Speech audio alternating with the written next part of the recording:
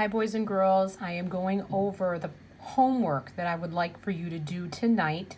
It is practice homework lesson 10.3. This is on page 577, chapter 10. And also at the top it says measure time intervals. So we learned about elapsed time yesterday. We learned about strategies that we can use to help us find elapsed time when an activity begins till when the activity ends. So this is your homework that I would like for you to do tonight. I put up here Thursday, May 7th, 2020. I'm going to do some of the problems with you, and then the rest I'd like you to do on your own, and I'll go over it tomorrow. So let me show you the ones that I did with you that you can copy. Again, pause the video if you need to. Find the elapsed time. Number 1, start at 8:10 a.m., end at 8:45 a.m. Ms. Harling made the number line to show how they got 35 minutes because they already gave you the answer. So you have to start at 8:10 on the number line. My first jump was 20 minutes. If you want, I'll put MIN to abbreviate minutes. And when I add 20 minutes to 8:10, I get 8:30. Now remember, I'm trying to get to the end time, which is 8:45. I added 15 more minutes as my second jump, and now I'm at 8:45. I took those two jumps and I added them. 20 plus 15 equals the 35 minutes that they gave us. So there is your elapsed time for number 1. Give you a few seconds. Now, I also did number 2. It says the start time is at 6:45 and the end time is at 6:54. Again, this time they want you to use an analog clock to find out how much time has elapsed. So if I hold this up a little bit closer for you all to see,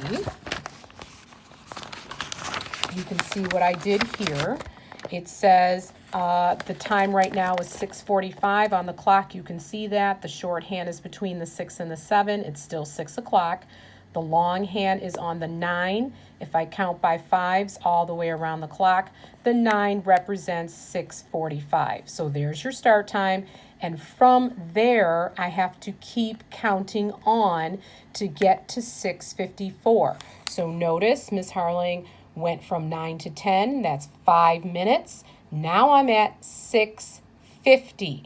I can't do 5 more minutes, so I did 4 more minutes. And now I'm at 6:54, which is the end time. I took those two jumps and I added them together. 5 plus 4 equals 9. So 9 minutes has elapsed. Okay. I am not going to do the next one. I'm just going to hold it here for a second so you can copy.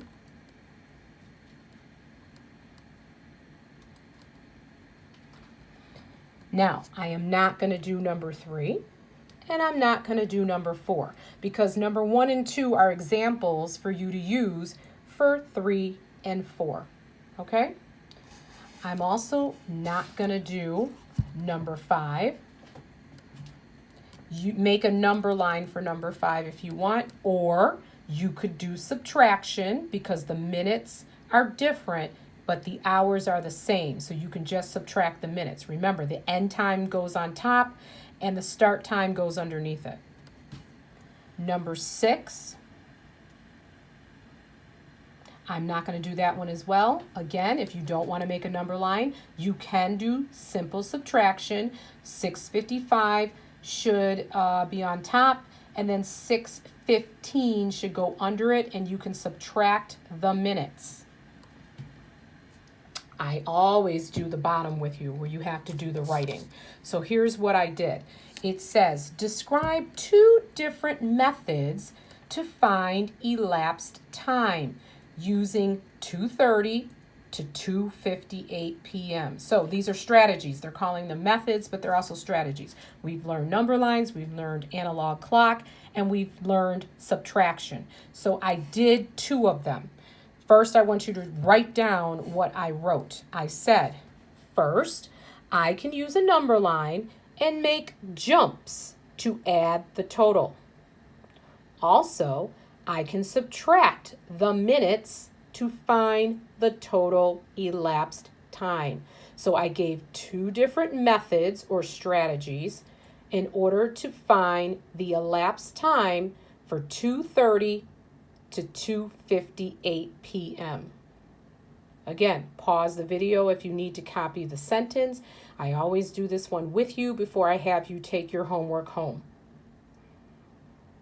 So now you're at home, just copy it, because the rest you're going to do on your own.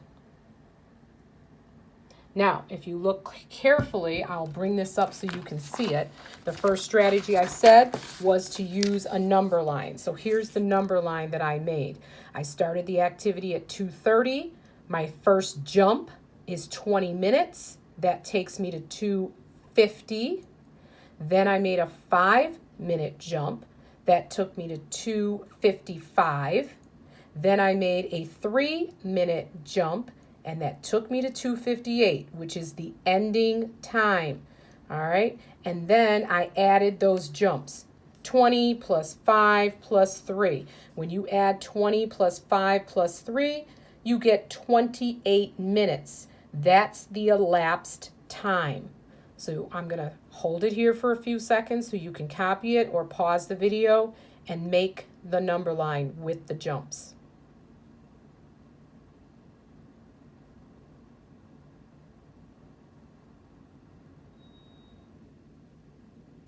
Okay, the second method I used was subtraction, and I forgot to write the subtraction sign. So here you have 2:58, the end time has to go on top, and 2:30 is the start time that goes underneath. The hours are the same, so we just subtract the minutes. 8 minus 0 is 8. 5 minus 3 is 2. Did I still get 28 minutes? Yes, I did. Please copy.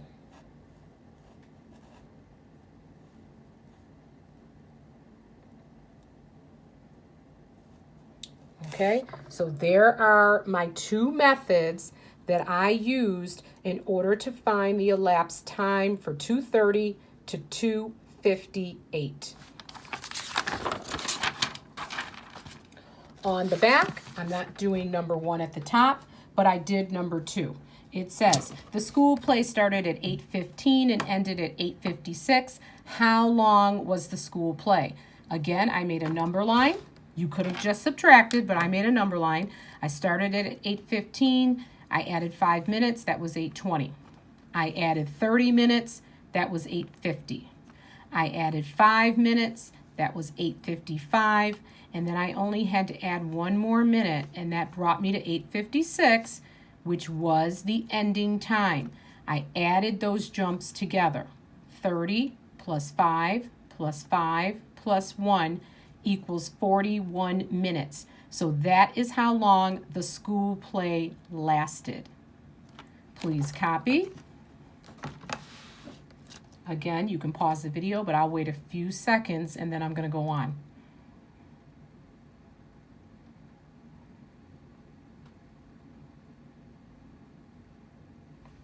All right, I am not doing number 3, that's a review. I'm not doing number 4, that's a review of multiplication and division. I am going to do the last two at the bottom, 5 and 6. So let's start with number 5. It says there are 20 napkins in each package. Kelly bought 8 packages for her party. How many napkins did she buy in all? We have some key information there. 20 napkins, each in a package. She ended up buying 8 packages. So how many napkins did she buy in all? Well, they gave us the largest number there, but there's only 20 in one package. She bought 8. So what do? We multiply. We've done 2 digit by 1 digit. So 20 times 8. 8 times 0 is 0. And 8 times 2 is 16. So in all, she bought 160 napkins. Number 6, I did this one also. Mr. Martin drove 290 miles last week. This week he drove 125 miles more than last week. How many miles did Mr. Martin drive this week? So we know last week it was 290 miles. This week it was 125 miles more. More is very important. Then it says, how many miles did Mr. Martin drive this week? Well, you have to add them together because this is 290, what he drove last week. Now he added on 125 more than last week. So, and I guess I should put that too, more than last week. So you have to add to find out how many miles he drove this week. So 290 plus 125 is 415. Okay, now because I put the video up for lesson 10.4, I'm going to start that today too, and then I'm going to stop. So now you should be turning to the page that says lesson 10.4. At the bottom, it's page 579, chapter 10. And at the top, it says using time intervals. Again, please watch the Go Math video I put up first. That video goes along with this worksheet. Let's begin. Unlock the problem. It says Javier begins working on his oceans project at 1:30 p.m. He spends 42 minutes painting a model of Earth and labeling the oceans. At what time does Javier finish working on his project? Now, let me just go back for a minute. I said in the video we have a new learning target because now we're on lesson 10.4. At the top, it's there. It says, how can you find a starting time or an ending time when you know the elapsed time? So now they're going to tell us how much time has gone by. But one thing will be missing. We either have to find the starting time of when an activity began or an ending time. So our learning target is I can find a starting time or an ending time when I have the elapsed time. So again, let me go back to this problem. Javier began working on an ocean project at 1:30 p.m. He spent 42 minutes painting the model of the Earth and labeling the ocean. So a total of 14 minutes he spent on the project. At what time did Javier finish working on his project? So again, we have the starting time.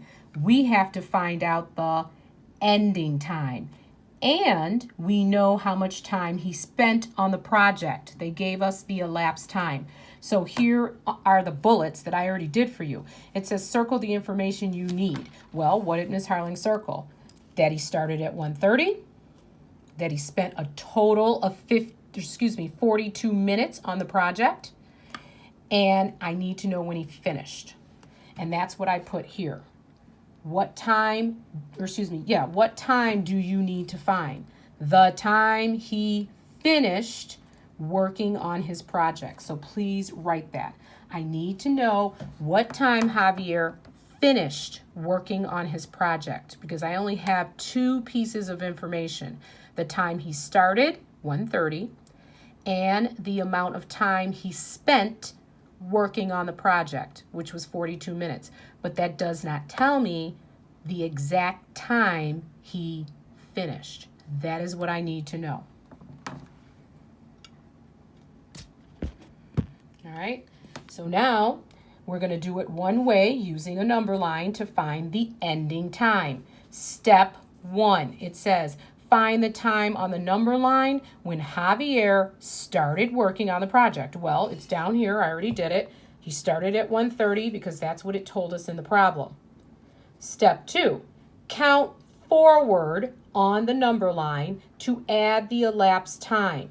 Draw and label the jumps to show the minutes. It says, think, I can break apart 42 minutes into smaller amounts of time. Step 3, write the times below the number line. So now we're just going to make the number line as our method, as our strategy to find out what time he finished. So I start at 1:30 and I jumped 30 minutes. Now I'm at 2 o'clock. I'm going to jump another 10 minutes and I'm at 2:10. Then I'm just going to jump 2 more minutes and I'm at 2:12. So the jumps end at 2:12. So Javier finished working on his project, and I should have put AM or PM, 2:12 p.m. So please fill this information in. I'll leave it there so you can work on it. We used the number line, we counted forward, we made our jumps, we added our jumps together because this is the 42 minutes he spent on the project, 30 plus 10 plus 2. And we found what time he finished, 2:12 p.m.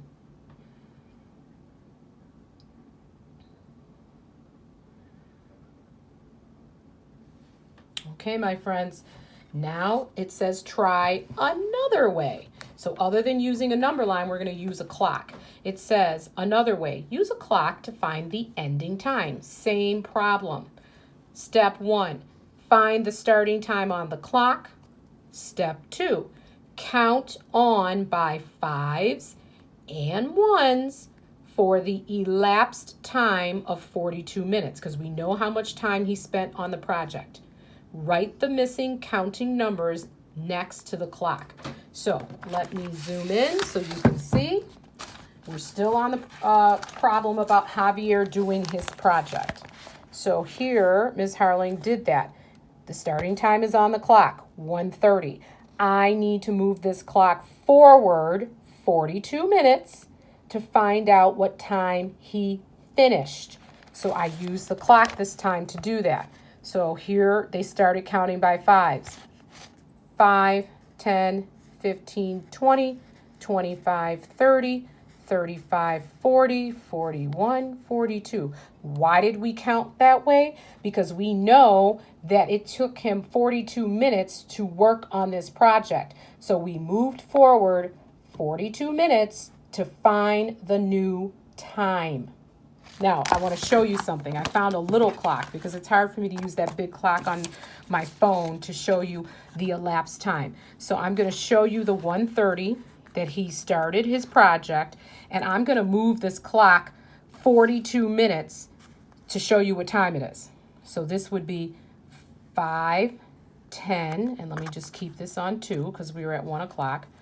So this is 5:10. Let me just put it down. 15, 20, 25, 30, 35. This is 40. And then I got to count 2 ticks over. 41, 42. Okay, so let me just move that. And there's your time, 2:12. And that's what I put, again, for the problem. He ended at 2:12, and I'll put again, p.m. And let me go back to the clock so you can fill that information in. We counted 42 minutes around this clock, and we ended at 2:12. We had to find his ending time. Okay, this is just the first page of lesson 10.4. I will do the next 2 pages tomorrow. We are, again, starting to learn how to find the ending time and the starting time of an activity if we know the elapsed time. Thank you for watching. I appreciate it. I know some of these videos are long, but I'm trying to get through at least 2 pages, and that's why it's taking me like 20 minutes.